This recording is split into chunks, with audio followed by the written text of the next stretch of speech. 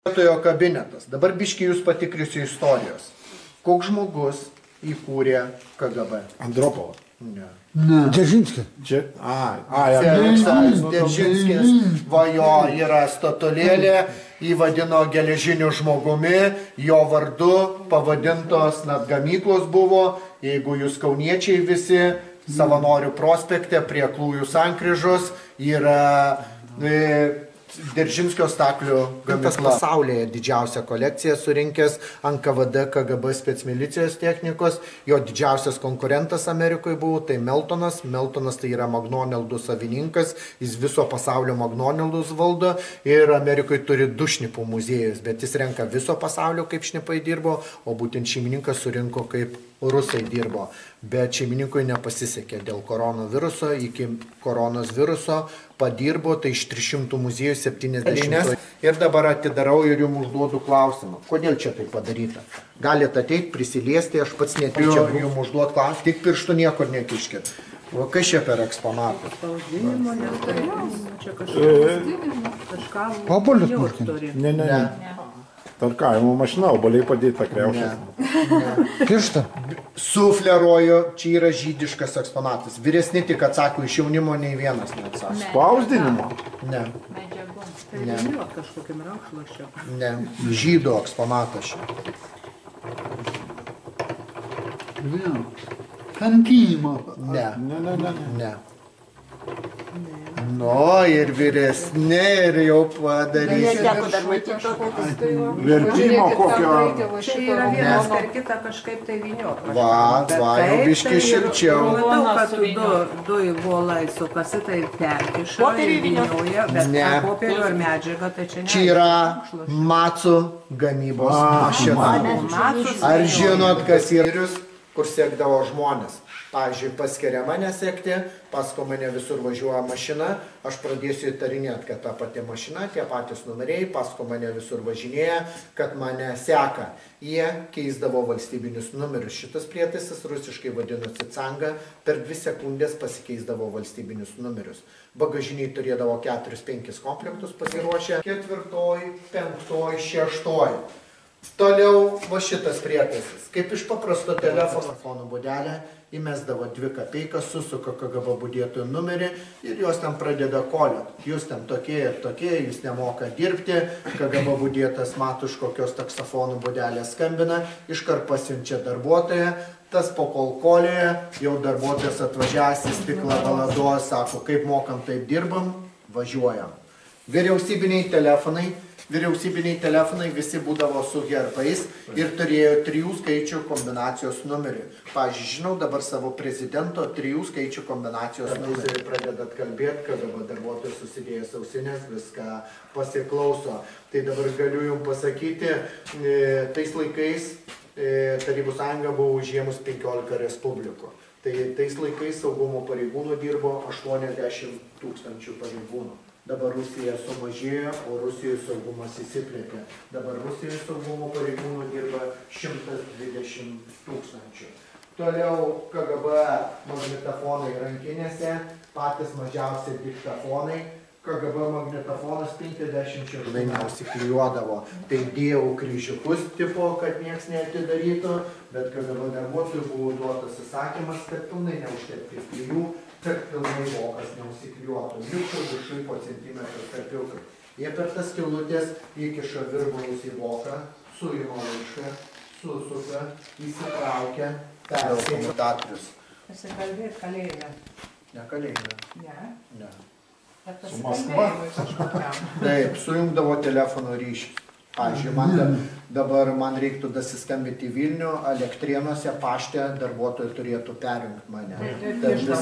Tai va vyresnės moteris, kaip patinka, mokinių kolekcija surinkta, toliau vokiškos morzės. Čia mūsų Čiurlionio iš ciklo Ramybė paveikslo. Sėdi giltinė ir žiūri, kaip kareiviška mašina veža raketą su atominė galvutė. Toliau apačioje yra slaptoji medžiaga. Tos kalėjimo duris parodėt žmonėm, kaip jos atrodė. Jos yra medinės, bet iš vidaus yra apkalta skarda. Čia yra akutė, pažiūrėt, ką daro nusikaltėliai, o čia yra langelis. Per langelį paduodavo valgyti, bet sakė, kaip norėdavo įsivesti nusikaltėliai, jį pašaukdavo pavardę, jis turėdavo prieiti prie langelio, apsisukti atbulai ir atbulai paduoti rankas.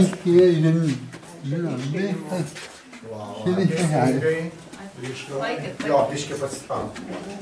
Dabar atsisukite mano pusę, kur aš stoviu. Tai va tie yra fotodidintuvai. Kokią nuotrauką norėdavai pasidaryti? Jo, ant stalo yra vonelės, kur skrandį tyrė. Ne, čia yra KGB prietaisas, KGB darbuotojai per sienas prasigręždavo skylės, prasikiša, su rankenėlė suka, galiukas sukasi ir į kairę, į dešinę, į viršų, į apačią ir viską stebėdavo. Šeimininkas irgi buvo nupirkęs KGB grąžtą, bet jis išvežė į Ameriką.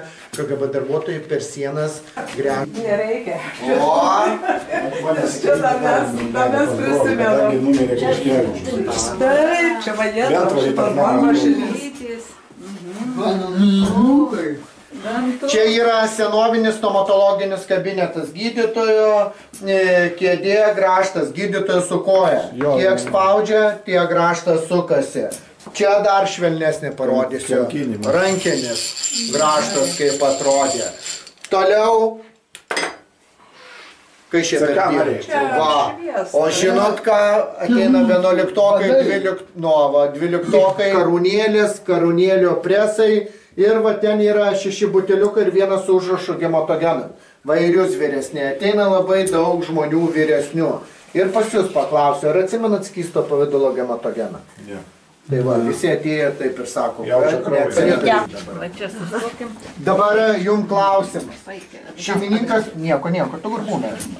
Šeimininkas, kaip nupirko va šitą lentą, pas šeimininką labai prašė vieną žmogų išimti šitos lentos, gal žinot, kurį? Brazauską, aišku. 11-okam, 12-okam užduodu, jie net nežino ir po to paklausiu, kas jis buvo ir jie net nežino, kad jis buvo.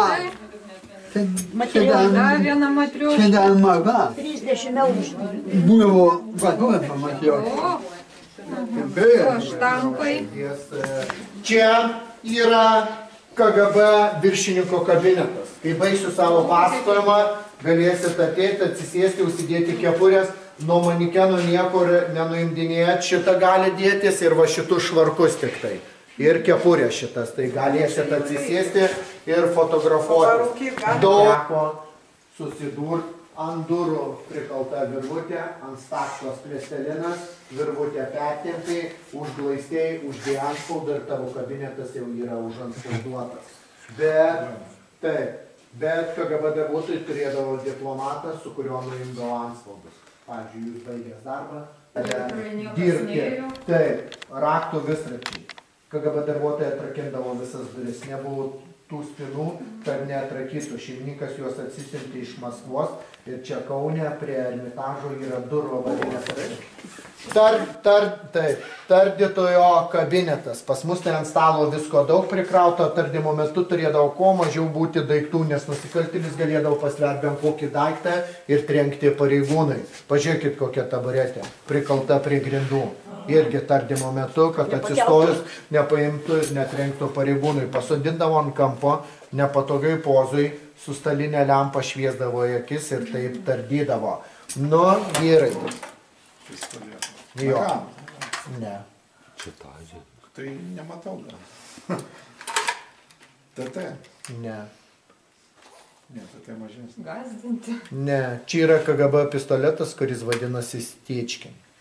Tai dabar, vyrai, jums klausimas. Kodėl KGB pistoleto Stečkino va tokia kabūra? Čia yra bakalitinė, dar šeimininkas turi medinę. Visi vyrai susidūrė su ginklais, va ir daug išvardino ginklų jau. Tai kitom telefonais ir kai pasukė, kitą telefoną suskamba. Kaukolės likę jau. Tai paskui galėsi apfotkinti viską. Su to pat